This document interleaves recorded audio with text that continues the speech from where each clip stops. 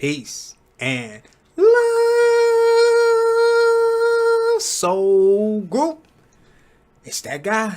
Focus got back with fuck the perspective. Long overdue. Awaited. They can't keep a good thing down, ladies and gentlemen. I've been away from this channel for a while, but not by my own will and desire. Because we use other people's content on this channel and people send me all types of videos, I had a couple speed bumps. They call them copyright infringement reports. Okay, so YouTube decides to disable me from uploading material, which I understand the rules and regulations, but there's a certain copyright act that I slide up under when we're just using content for our opinions or news. You know what I mean? We're not trying to monetize this or claiming that it's ours. We put the link to the original producer of the information. So we had all of our I's dotted and our T's crossed, and I got the platform back. So that was the delay. Now they're here. They're here, ladies and gentlemen. At least they say they're here. A huge alien spacecraft has been spotted in our solar system. And I have the video someone sent me. We're going to jump into this video right after the troll. Hey, yo! Now that's fucked up. Perspective.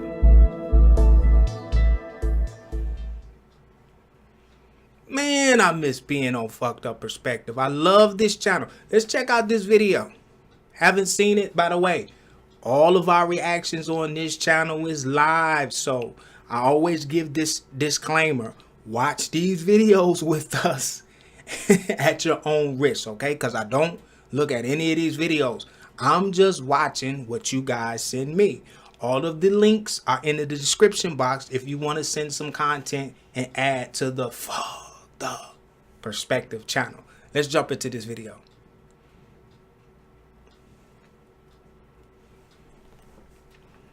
This is Apollo Control. Less than a minute away from acquisition of signal for 16. We'll stand by here for the first words from the crew and the burn report.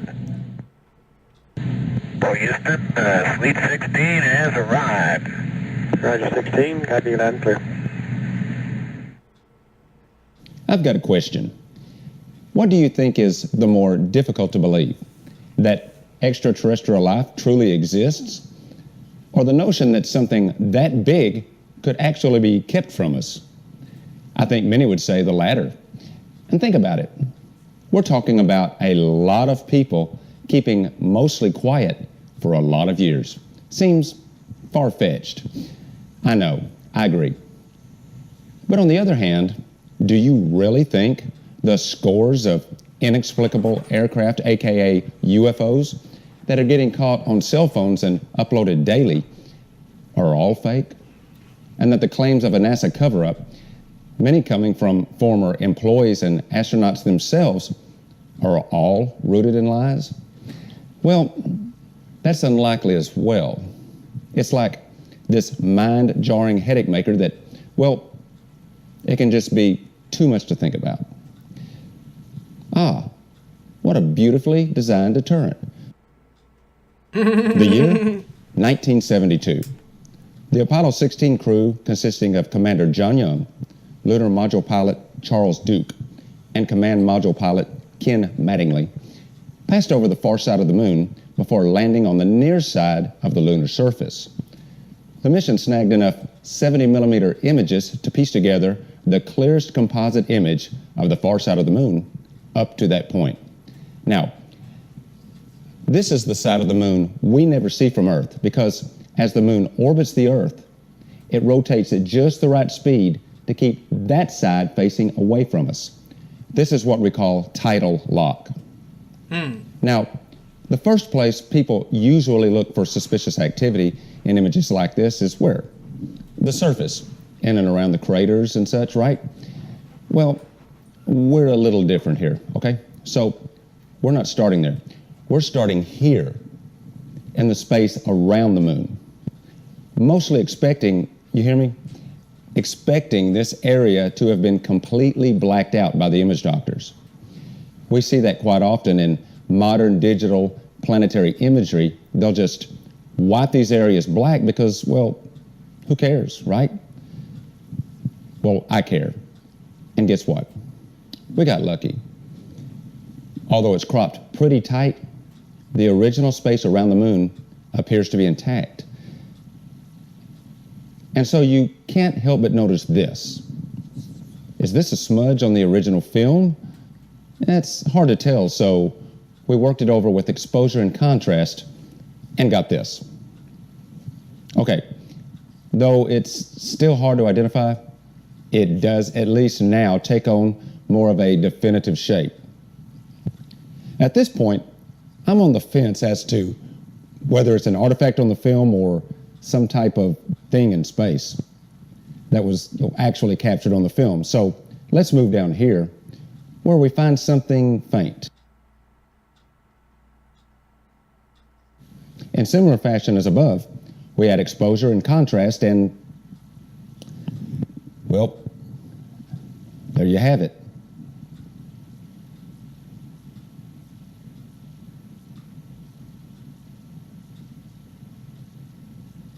The first reaction I usually get from someone I show this is followed by, how could they miss that? Easy. They didn't see it. Can you see it? I think it was simply overlooked. Remember, this was 1972. They were working with actual film, not digital imagery. It was a lot more trouble back then to actually hide things in photographs. They had to create transparent overlays that masked out areas that might, according to a former NASA illustrator, confuse people. Then, with the overlays in place, they would re-photograph the image. My guess is they didn't see anything here that would be a threat. And in 1972, who out in the real world was going to scrutinize this image? The year is now 2017. The Cassini space probe has long since returned images confirming a hexagon-shaped North Pole on Saturn. Cassini also began exposing just how bizarre some of Saturn's primary 62 moons are. For example, Iapetus, the moon with the mysterious equatorial ridge that appears to divide it into two halves, also boasts a huge hexagon-shaped crater. A smaller moon, Mimas, also has a large hex-shaped crater. And the largest of these three moons, Tethys, also has a huge six-sided crater. Why am I bringing this up about all these hexagons?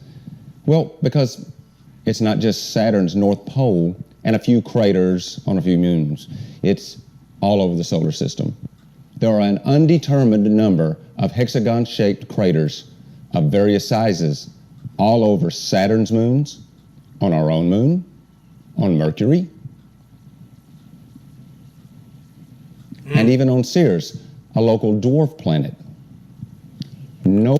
That's kind of deep, ladies and gentlemen, because what I'm picking up from this video here is this is some kind of technology that's actually carving these hexagons into these moons.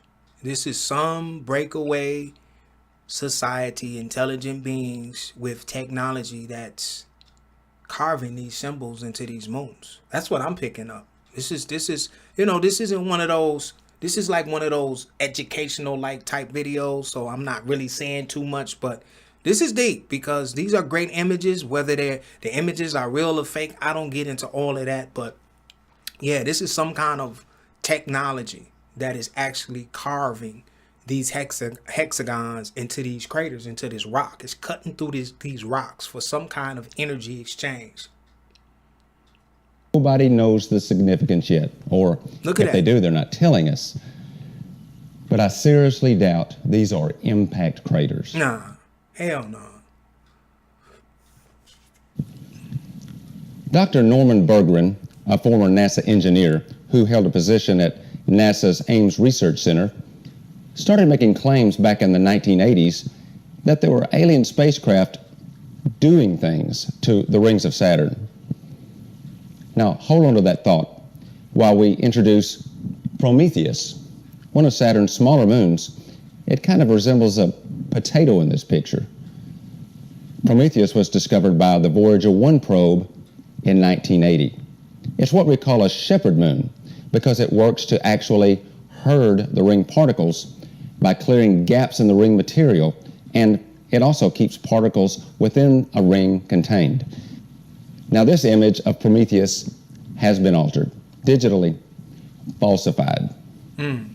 Somebody does not want us to think this is anything other than a big space rock orbiting Saturn. Right, right. It's our human ignorance that makes it quite easy to disguise certain alien-made objects from us in imagery.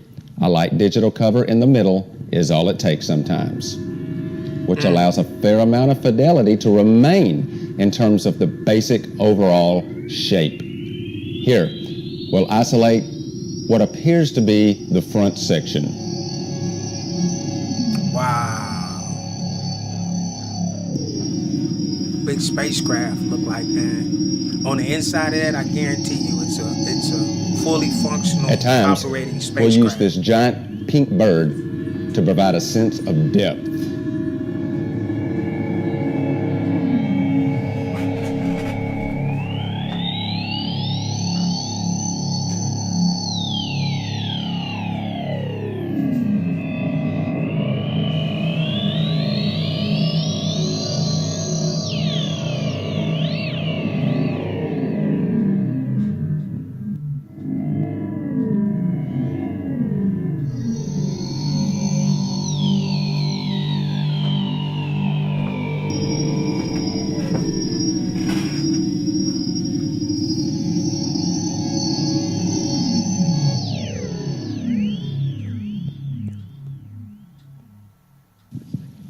Let's take a look at a few more of these small moons.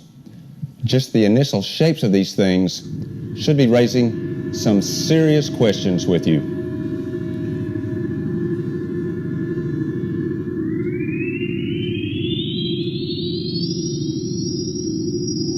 Wow.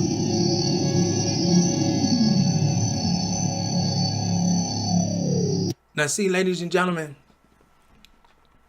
Hollywood has given us a download or a perception of what spacecraft should look like. The flying saucers, the metal, you guys know what I mean? We got this download in our head of what we think a spacecraft should look like. And I'm kind of, I don't know if these photos are real or not. We just going with the flow. But don't be surprised. Just like our moon up in our own solar system, up in planet Earth. To me, and I've been saying this for the longest, the moon is not what you think it is. To me, just from my the information and the downloads that I've been taking in, and I've watched a lot of videos about this, the moon is hollow. It is a spacecraft. It is. It's a big satellite. It's not an organic moon. It's not just all rock up there. It's a spacecraft. And the same is what you're seeing here. These are the spacecrafts. Now I understand the title of this video. They are here, huge alien crafts, and so they've been here. They've been here. We're just getting the information now. You know what I mean? And this is. I see where he's going with this. And right now, he got me.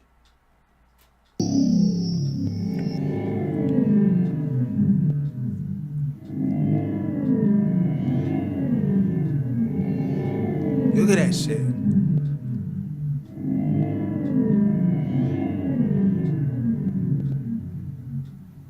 Wow.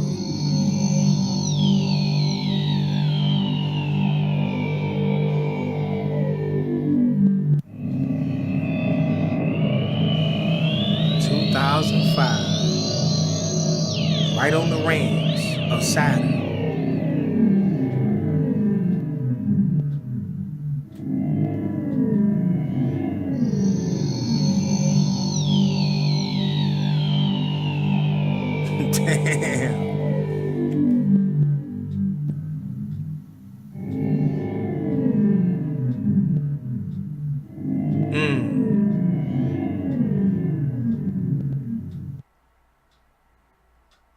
This particular spacecraft is under very heavy digital cover, and we cannot get through the bulk of it.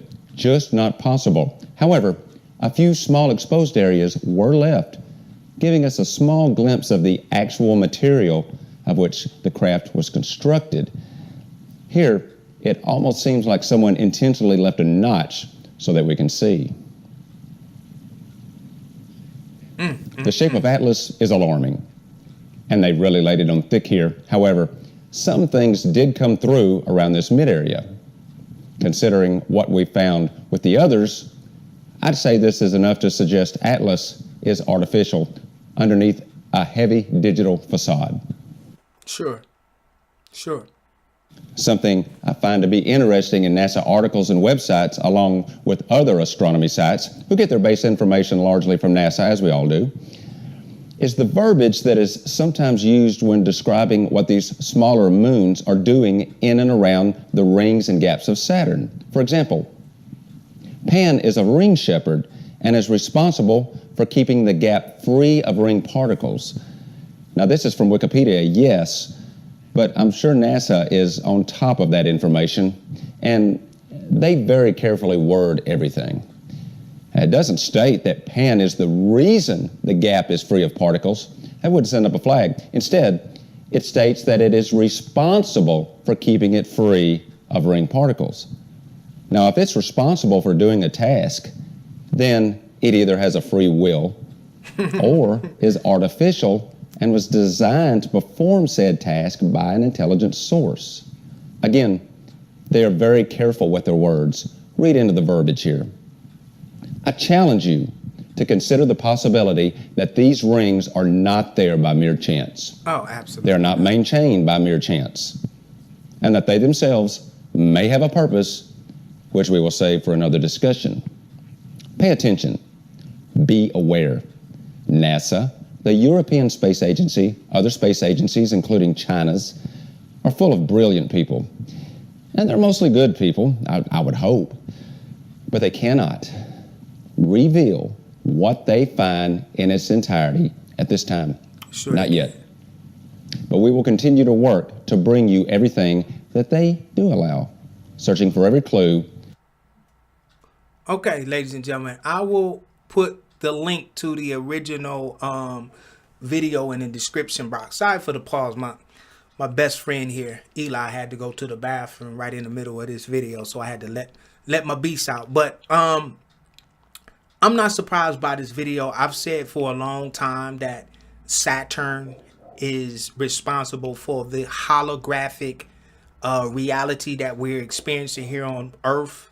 These hexagons are on our moon and a lot of the various moons around the solar system. Now, I can't prove this. I haven't physically in this physical body been to Saturn or our moon, but in various lucid dreams and out-of-body experiences, I have been close. You know, I'm not one to say that I've been there, but I've been to some things that kind of seem like planets, you know what I mean? And I've saw these hexagons, and I believe, just from my perspective, that Saturn is a big, what's